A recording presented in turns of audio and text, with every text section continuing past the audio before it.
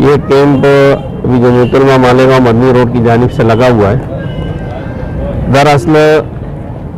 पिछले 1-1.5 साल पहले शहर के अंदर बहुत ज़्यादा तिब्बी खिदमात की ज़रूरत महसूस होने पर वर्किंग कमेटी की मंजूरी के साथ तिब्बी इमदाद कमेटी बनाई गई और उसका ज़िम्मेदार सुहेल मास्टर साहब को बनाया गया। तो अल्हम्दुलिल्लाह उस वक्त से SMBT हॉस्पिटल जो है इनके तवस्सुत से ये 5वां कैंप है और अभी इस कैंप के अंदर कैंसर है और इसी तरह हड्डियों के अमराज, इसी तरह बच्चों के अमराज और आँखों के अमराज और हार्ट का, कल्ब के अमराज का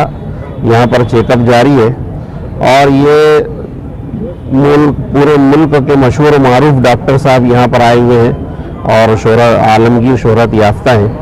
और हर कैंप के अंदर इसी तरह बड़े डॉक्टर वगैरह यहाँ पर आते हैं और सैकड़ों मरीज इस्तिफादा कर चुके हैं। और एक सहूलत ये भी है कि अगर किसी मरीज़ के लिए ऑपरेशन की ज़रूरत पेश आती है तो SMBT हॉस्पिटल जहाँ पर है वहाँ पर बाकायदा फ्री में इनका इलाज यानी पूरा ऑपरेशन वगैरह भी होता है।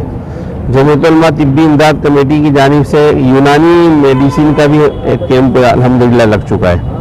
और अल्हम्दुलिल्लाह ये 5वां है। काफ़ी सहूलियात शहर वालों को हो गई है, सैकड़ों मरीज़ मर्द ख़वातीन ने इससे इस्तिफ़ादा किया है